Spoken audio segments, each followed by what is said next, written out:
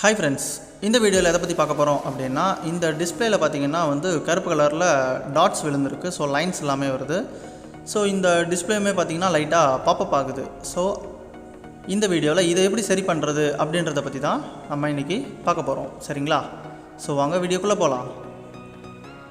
So இப்போ இதை எப்படி சரி பண்ணுறதுன்றது தான் நம்ம இப்போது ஸ்டெப் பை ஸ்டெப் பார்க்க போகிறோம். ஸோ ஃபஸ்ட்டு சர்வீஸ்க்கு முன்னாடி மொபைலை சுவிட்ச் ஆஃப் பண்ணிக்கோங்க. ஸோ சுவிட்ச் ஆஃப் பண்ண உடனே ஒன்று மொபைல் ஓப்பனரை வச்சு இல்லைன்னா மொபைல் டூல்ஸை வச்சு நம்ம ஈஸியாக பேக் டோரை ஈஸியாக நம்ம கழட்டிடலாம். சரிங்களா? நான் கையிலே கழட்டிடுறேன். ஸோ இப்போ ஸ்க்ரூஸ் எல்லாமே நம்ம இப்போது ரிமூவ் பண்ணிக்கலாம்.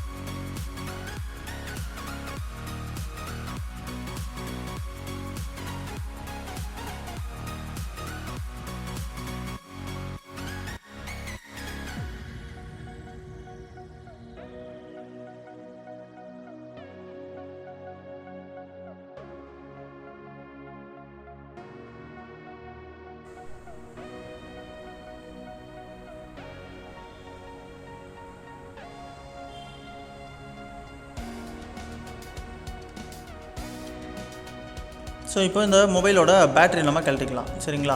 ஸோ கழட்டி முடிச்சுட்டு நமக்கு 2 ஸ்டெப்பு இருக்கும். ஒன்று பார்த்திங்கன்னா சார்ஜிங் ஸ்டெப்பு, இன்னொன்று டிஸ்பிளே கனெக்டர் ஸ்டெப். ஸோ நமக்கு இந்த டிஸ்பிளேவை பொறுத்த வரைக்கும் நமக்கு already display and combo and frame பார்த்திங்கன்னா நமக்கு தனித்தனியாக லைட்டாக பாப்பப் ஆனதுனால ஸோ ஜஸ்ட்டு நான் கையாலே அதை ஈஸியாக கிளட்ட முடியுது. ஆனால் நீங்கள் ப்ராப்பராக பார்த்திங்கன்னா ஒரு ப்ளோயரை வச்சு தான் நீங்கள் அதை ரிமூவ் பண்ணணும். சரிங்களா? ஸோ இப்போ நான் டிஸ்பிளேவோட ஃப்ரேமையும் டிஸ்பிளே காம்போவையும் தனியாக செப்பரேட் பண்ணிட்டேன். இந்த மொபைலில் இது ஈஸியாக வந்துருச்சு. சரிங்களா? ஸோ ஆல்ரெடி ஏன்னா அது பாப்பப் ஆனதுனால நார்மலாக இருக்கிற மொபைலில் அந்தளவுக்கு ஈஸியாக வராது. ஸோ இப்போ இதை நான் ரிமூவ் பண்ணிவிட்டு நான் என்ன பண்ண போகிறேன் அப்படின்னா, இந்த காம்போ புதுசு நான் வாங்கி இதில் ஃபிக்ஸ் பண்ண போகிறேன். ஸோ ஆல்ரெடி நான் புதுசு வச்சுருக்கேன். ஸோ நான் இதை இப்போ இந்த ஃப்ரேமோட நான் இதை ப்ராப்பராக ஃபிக்ஸ் பண்ணணும். சரிங்களா? ஸோ இந்த மாதிரி நம்ம ஸ்ட்ரிப்பை இன்சர்ட் பண்ணி இந்த ஃப்ரேம்குள்ளே ப்ராப்பராக ஃபிக்ஸ் பண்ணணும். இது ஃபிக்ஸ் பண்ணுறதுக்கு பார்த்திங்கன்னா நமக்கு ஒரு டைப் ஆஃப் க்ளூ ஒன்று நமக்கு வேணும்.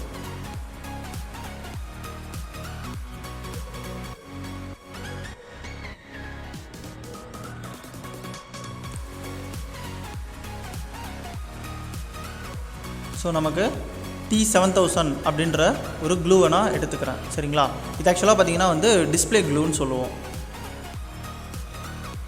ஸோ இந்த க்ளூவை பார்த்திங்கன்னா நான் இந்த டிஸ்பிளே ஃப்ரேம் பீடிங்கில் எல்லா இடத்துலையும் நான் ப்ராப்பராக அப்ளை பண்ணுறேன். இதை பொறுமையாக தான் அப்ளை பண்ணணும்.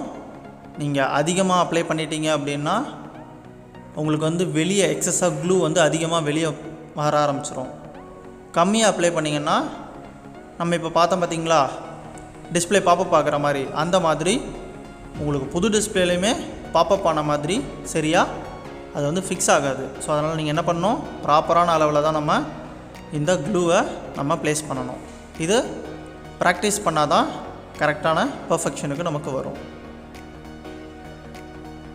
ஸோ இப்போ நான் பண்ணுற மாதிரி இந்த டிஸ்பிளே க்ளூவை ப்ராப்பராக இந்த டிஸ்பிளே ஃப்ரேமில் ஈவனாக ஸ்ப்ரெட் பண்ணியாச்சு.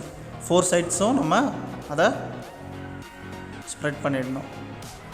பண்ணிவிட்டு இந்த டிஸ்பிளேவை கரெக்டாக புது டிஸ்பிளேவை ஃப்ரேமில் இந்த மாதிரி ஃபிக்ஸ் பண்ணிடணும். எல்லா இடத்துலையும் ஃபிக்ஸ் பண்ணதுக்கப்புறம் இந்த மாதிரி ரப்பர் பேண்ட் எடுத்து எல்லா கார்னர்ஸ்லேயும் நம்ம டைட்டாக போட்டுறணும். எதனாலன்னா ப்ராப்பராக அந்த க்ளூ காயிற வரைக்கும் இது இந்த பாண்டிங்லேயே இருக்கணும். அதனால தான் ஸோ 4-5 ரப்பர் பேண்டை நம்ம கிறிஸ் கிராஸாக இந்த மாதிரி நமக்கு போட்டுக்கிறோம். சரிங்களா? ஸோ இப்படி போட்டதுக்கப்புறம் பார்த்திங்கன்னா குறைஞ்சது ஒரு 1 ஹவர்லேருந்து ஒரு 1.5 ஹவர்ஸ் நம்ம அதை டிஸ்டர்ப் பண்ணக்கூடாது.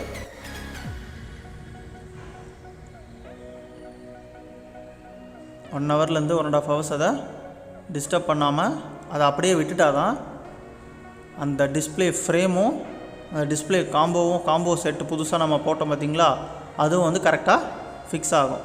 ஸோ இந்த 2 ஹவர்ஸ்க்கு அப்புறம் நம்ம என்ன பண்ணோம் அப்படின்னா மேலே இருக்கிற அந்த ரப்பர் பேண்ட்லாம் ரிமூவ் பண்ணிட வேண்டியது தான். ஸோ ரிமூவ் பண்ணதுக்கப்புறம் இப்போ நான் இந்த பேட்டரியை வந்து நான் ஃபிக்ஸ் பண்ணணும். ஸோ ஆக்சுவலாக பேட்ரி நம்ம க்ளூ போட்டு ஃபிக்ஸ் பண்ணுற மாதிரி இருக்கும். அதுக்கு அந்த டிஸ்பிளே க்ளூவே நம்ம வச்சு இதெல்லாம் ஈஸியாக நம்ம இதை ஃபிக்ஸ் பண்ணிடலாம்.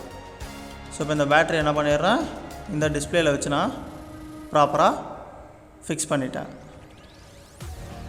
சரிங்களா? இப்போ நம்ம ஏற்கனவே ஸ்டார்டிங்கில் எடுத்த ஸ்பீக்கரையும் ஆண்டனா ஃப்ரேமையும் வச்சு ஸ்க்ரூஸ் எல்லாமே நான் இதில் ஃபுல்லாக போட்டு முடிச்சிடுறேன். சரிங்களா?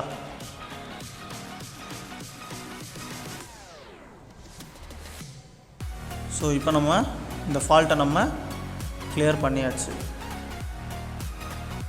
ஏன்னா இதுக்கு சொல்யூஷன் பார்த்திங்கன்னா அந்த டாட் டிஸ்பிளே அண்ட் பாப்அப் டிஸ்பிளேக்கு சொல்யூஷன் பார்த்திங்கன்னா டிஸ்பிளே தான் சேஞ்ச் பண்ணணும். ஸோ அதனால் நம்ம என்ன பண்ணியிருக்கோம், டிஸ்பிளே காம்போவை சேஞ்ச் பண்ணியாச்சு. ஸோ இப்போ நம்ம மொபைலை ஆன் பண்ணி பார்க்கலாம் என்ன கண்டிஷனில் இருக்குன்னு. இங்கே பார்த்திங்களா நமக்கு மொபைல் ஆன் ஆகிடுச்சு. ஸோ ஸ்க்ரீனும் நம்ம புது ஸ்க்ரீன் மாற்றியாச்சு. ஓகேங்களா? ஸோ இப்போ இது ஓப்பன் ஆனதுக்கப்புறம் நமக்கு அந்த டாட் ஸ்க்ரீன் வருதா அப்படின்றத நம்ம இப்போ செக் பண்ணிடலாம். டாட் ஸ்க்ரீனுக்காக தான் நம்ம டிஸ்பிளேயை மாற்றியிருந்தோம். ஸோ இப்போது நம்மளோட மொபைல் ரெடி ஆகிடுச்சு. Thank you friends.